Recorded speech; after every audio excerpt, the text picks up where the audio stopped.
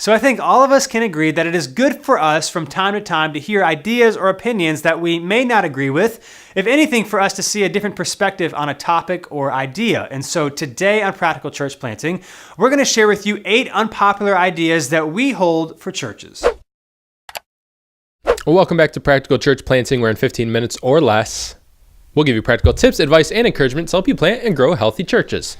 My name is Brian Androsian. Joining me is Dylan Dodson, and today we're talking about 8 unpopular opinions that we hold in regards to church planting. Yeah, I was considering calling this pet peeves, but I was like, who cares about our pet peeves? That's right. So these are just unpopular opinions. But you do care about our opinions. Right, Yes. right. But here's the thing. I want to be clear that these are just opinions. So these are not right or wrong. Mm-hmm. Those are just some things that we've seen that we may not be such a fan of. Right. And so you can take them or leave them. We'll find out if you do all 8. There you go. Probably no one does all 8, but you might do a few. And again, you could disagree with us. But just ultimately, we just want people to think through these things, maybe in a different vein. And so here they are. Here's number 1. And if you're part of the Practical Church Planting Facebook group, you've seen me post about this in there. And that is posting about time change, the Saturday before spring forward or fall back. Daily savings. Now, there's a couple reasons why I'm not a big fan of this. One is that the vast majority of people that probably would see the post on Facebook anyway have a alarm clock device that changes on its own, their phone or other things. A lot of people have smart devices of some kind. True. And so they don't necessarily need it. Mm-hmm. Another reason for the kind of the unnecessity of it, if that's even a word, is that most people that do have a manual clock that they have to change are likely going to change it regardless. And seeing your post probably is not going to remind them. And if they actually see your post it's unlikely that if they forget to change their clock, seeing your post will actually remind them, A, because there's, our posts don't make it to everybody's news feeds. Yeah. And B, even when you see it, if you're not right next to your clock, you still might forget. Right. And so the point is, it's not actually going to help very many people. Yeah. Now, I saw somebody in the Church Communications Facebook group, which is an awesome group we've talked about before you should join, basically make the point, even though it's only going to help 0.01%, what's the harm with having a fun post about it? Sure. And I would just say this, is I don't think that posting about time change is neutral. Mm-hmm. I actually think it's either neutral for some or it could be negative for others. So for me, if I wasn't in ministry or part of a church, and if I saw a church post spring forward, fall back, I would think that that's a little outdated. Mm-hmm. And so to me, it would make me think, especially if I wasn't a follower of Christ or kind of really just self-absorbed in myself, if someone in my 20s, I would think nobody uses who uses a clock that they have to change. Now, A lot of people do, but that's what you would think. Yeah. And so my argument for not posting about it is that I think it's not going to help anybody. Again, people that have a clock that they're going to change probably going to do it on their own. Mm-hmm. They're unlikely to see your post and remind them if they were going to forget anyway. And I think it actually can do some harm to the people you're trying to reach because they might think you're outdated.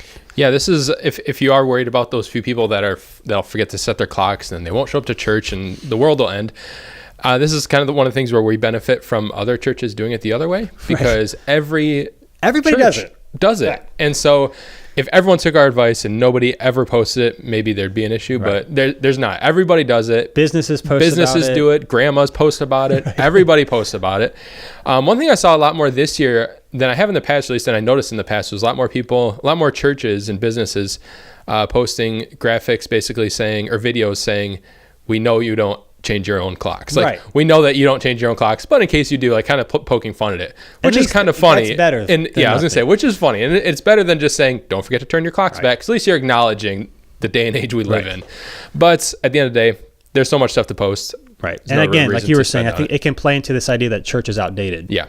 So a little bit more time on that than the other ones. So just wanted to show you the why behind why we're not a big fan of it. Yep. That's number 1. Number 2 is seeing yard signs for churches that a church puts all over the place. Sometimes when a church is launching or when they have a special event. Now, what I mean by that, or to be clear, I'm not talking about it Sunday morning and you have some yard signs or some directional signs on roads telling people where to go. That's totally fine. I'm talking about it's not Sunday and you just say, hey, come to our church, come to this event, come to this thing all over the place. Because to me, if I'm looking at the lens of someone who does not go to church, to me, it looks like you've trashed and littered all over the place. It reminds me of the political signs every election that just sit there forever and ever. Up there for a year. Yeah. My desire is that every political sign that's left after the election day, that person loses a vote, and then so you got to wait like a week and make them get it down. But it just looks like on my drive home from New City home, there's a yard sign from a church from their Christmas services. That was 3 months ago at this point. Yeah. And it's still sitting there. Or sometimes churches will have these events and they'll put signs everywhere and they'll sit there for 2 months. And it's like, that just, It looks tacky and just like dirty, and makes me look like, it looks like litter to me. Yeah. Putting it right where you are outside your entrance or kind of in the near vicinity on a Sunday morning, I think it's fine. But especially if it's off an exit or down the road, not close to you at all. Not close to you. If you want to even forego the discussion about trashing our world and just talk about it's going to sound mean, nobody cares. Like nobody's looking at it and being like, oh, that church, I need to read real close what that URL is, Google it, figure out where it is, and then maybe I'll go there on Sunday. It's not doing anything benefit anyone any benefit. It does cost money, and at the end of the day, they do just, after one storm, they're half broken, half tilted over, and make the place look like crap. So Sunday mornings, do it, or even if you have an event, do it for 1 or 2 weeks, but then pick them up. It looks bad, and like you said, Brian, most people put way too much text on those things that nobody can even read it anyway, and so not a big fan of yard signs unless it's on Sunday morning. Number 3 is first-person church posts on the church's social media account, and I get the tendency, especially if you're a new church, small church plant, like everyone kind of maybe assumes that if you're the lead planter, you're the one running the account.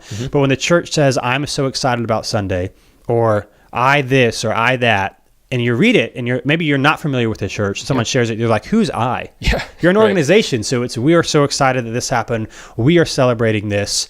And I think most people just don't think about it because it's like, oh, we're small, it's I. But I think that's just something to be cognizant of, is don't post in the first person on your church's social media, make sure you're doing it in the third person. And I don't think this is the intention behind much of this, but it does kind of come across as this church is about the pastor and the church isn't the people. Because you're speaking in the frame of reference from the church, but saying it's sounding like it's one person, that this one person is in charge of everything, not that we are the church. And I think most people that do this not thinking about it on accident. So just be something to think through. Don't first person, post in third person. That's number 3. Number 4, we have an episode on this at somewhere. I did not look it up before we recorded. A very long ways back. Somewhere within the first 80 episodes. How about that? Not to live stream your services unless it's a really high quality. We live streamed our services for a while. Part of the reason we stopped because it was bad. And I know the argument we talked about in that previous episode about a couple reasons why you shouldn't is like, what about that one person that listens to it? When we stopped live streaming, we actually had one person that watched every single week. But again, kind of going with the time change post, it can actually do a lot of harm to you, because especially if you're a smaller church, or if it doesn't look good, it could look like nobody's there. It could, the sound quality, especially if you stream like the worship part, could be like, oh, that sounds really bad. It just doesn't present you in the way that you want to be presented to the people that your hope might check you out. And it's not that you want to like fake it or appear something you're not, but I just think it actually can hurt you a lot more than help you if it's not done well. Yeah, I've gone back and watched some of our old ones, and it kind of makes you cringe, because I was around back then, and we know the quality of the service is and better it was good, than it looks. But watching it is like, man, if I were to see this, I wouldn't listen to the entire message and realize that it's a good message. I would see it and realize the audio is kind of tough to listen to, or it's bad quality, and I would just keep moving on. Right. That's not to say you can't, video, like we don't do live stream, but we do record our service and we post the message. That's something we can have control over the quality. And but the benefit there is you can crop it, you can edit it, you can do certain things, but I would not live stream your services if they are not good. I know it might help you reach some people, but the reason we live stream is to try to connect with people, share Jesus with them. Hopefully, maybe if they live in our area, have them come to our church. On a live stream, people are not going to listen to the whole message anyway. They're just going to be like, that looks kind of weird. I'm not sure I want to check it out. So I think it can do more harm than good on that one. Here's number 5, is when people talk about how every week is going to be the best week ever. This is going to be the best Sunday ever. This message is going to change your life. And I always feel it's kind of weird when the pastor is the one that says this is going to change, even if they don't do that every week. I'm like, But anyway, it's more so this idea that every week is the best week ever, because people know that's not true. Like every week is important, and every week you're going to share the gospel, but like, it's not going to be the best thing ever. And when you say it all the time, I think people eventually see that's just not true. And it kind of comes across as disingenuous. Even if you really believe it's going to be great, it can't be the best week ever every single week. Yeah. I think that's kind of one of the things where you read it and you kind of just roll your eyes. Like, okay, again, the best week ever. Right. Now, there's special Sundays that are different. So like the week that we're recording this coming Sunday is Baptism Sunday for us. So it's going to be great. Our 2-year anniversary as a church is coming up. It's going to be great. You have Christmas and Easter. Like you have times that they're going to be, I probably wouldn't even use the word best though. I would kind of, describe them differently. But there are different Sundays where you're really excited, but just be wary of saying it's the best week ever, even if you think that, because people are going to be like, that's not true, and come across as very disingenuous. So that is number 5. Here's number 6. And we're going to talk about more about this next episode. So make sure you listen to the next one. Teaser. But that is not starting on time. Yeah. Now, I think this is even harder when you're a newer church, when you're just planting, when you're smaller, because you maybe feel awkward starting early and not everyone's there and you want to give people time. Of course, that'll make them come later if they don't know when you're going to start. But just not starting on time, especially for the people that actually got there, they got ready, they got their kids there, they were told, especially if you're a new person or you're newer to the church, so this is what's going to happen, and then it doesn't happen. It just looks bad, and I mean, I just wouldn't do it. There are very few things I think that scream, we don't have our stuff together, or we don't really have control over what's going on than not starting on time. Right. You know, people, I mean, you have to respect people's time. If they took time out of their day to come to your church as opposed to any of the others and drag their family there and get everyone there, start on time. Right. Do what you said you were going to do. And I think we've said this in a previous episode. One small hack that we do here at New City is we start every service 1 minute late. Yep. So 9:30 and 11 is when we meet on Sunday. So we start at 9:31 and 11:01. So it still appears to be on time. Yeah. It just gives people an extra 60 seconds to get there, but it still looks like it's on time. Yep. And we also make sure we start 1 minute late every single week. We don't start later than that. And what we do real quick is we also put a countdown timer on. Yeah. So people aren't sitting there at the time of start, sitting there saying, why hasn't it started yet? Right. People know when it's starting. So more on that next episode, but just really encourage you to start on time because no one wants to show up somewhere and then be late or then sit around. So that's number 6. Number 7, we've talked more about this on episode 56. So if you want more, go to episode 56. But that is apologizing for talking about money. A part of the reason why people don't want to hear pastors and churches talk about money is because the pastors and the churches apologize like they're talking about something wrong. So then people feel like, yeah, why are you talking about this? Yeah. Instead of just owning it, talking about it because Jesus talks about it a lot because it's good for people to be generous. And more on that in episode 56. But don't apologize for talking about money because then it makes money be this like taboo subject that you can never talk about without apologizing, hence the problem with talking about money. It makes it seem like you're being forced to talk about it, I think. Right. If you apologize for talking about it, it makes it seem like, well, the elders or the board or whatever is forcing you to talk about it because we're in a tough time or something like that. And it doesn't come across like you actually want to convey a message or you actually care about the people. It comes across like you only care about the money, and so we have to talk about this today. And think about this, like we don't do this with any other subject. That's I'm true. just saying, that's true. Okay, guys, now let me tell you about the gospel and why Jesus died for you. And you can feel like hell is a difficult topic, but you don't approach it apologetically. Like you can say this is tough, this is hard, all these sorts of things. But you don't say, I'm sorry to talk about, like we don't say sorry about anything else. And so why should we apologize for talking about money? It's another discipline that we're supposed to do. Yep. It's very important. So just don't apologize. And in reality, if you're approaching it from the perspective of you actually care about your people's heart and not just about their money, then you have nothing to apologize for because that's something they actually need to be hearing. Right. So that's number 7, apologizing for talking about money. We would say, in our opinion, don't do it. Don't.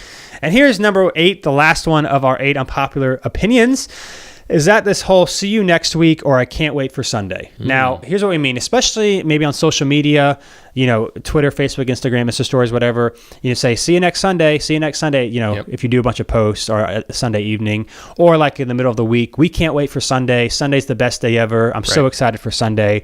Because what that does is it helps, it reinforces this idea that faith, like everything else in our life, is supposed to be compartmentalized. It's something that only happens on Sunday or Sunday morning.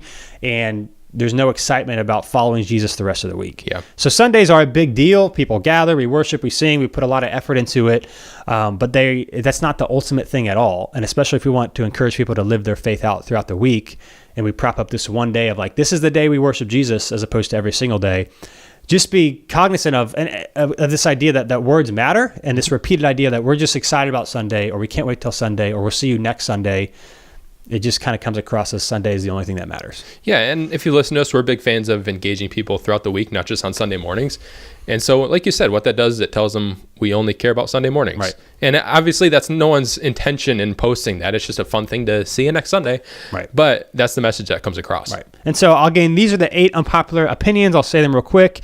Time change posts on social media, having yard signs everywhere, a first-person social media posts on your church account, live streaming if you don't have high quality, which most church plants can't do. Nope. Every week is the best week ever. Don't say that because it's not true. Not starting on time, apologizing for talking about money, and this whole idea of see you next week or I can't wait for Sunday because that diminishes the rest of the week. Right. So thanks so much for listening today on Practical Church Planning. Hopefully we didn't make you too upset. But thanks for listening, and we'll be with you next time. If you have questions, want more information about some of these things, want us to talk about it more, practicalplanning.com/questions, submit it there. We'll answer it, and until next time, we'll be with you on Practical Church Planting. Thanks so much for watching this episode of Practical Church Planting. Whether you're watching on Facebook or YouTube or Practical Planning, wherever you are, whatever you're doing, make sure you like or subscribe or do whatever it's telling you to do or should do on that platform. And hey, if you are so tired of looking at our ugly faces, but you're not tired of listening to our beautiful voices, then you can find our podcast if you just search Practical Church Planning on iTunes or Google Play. Make sure not to just find it, not just to listen, but to subscribe. Make sure you subscribe. Brian, tell them to subscribe. Subscribe. See you next time.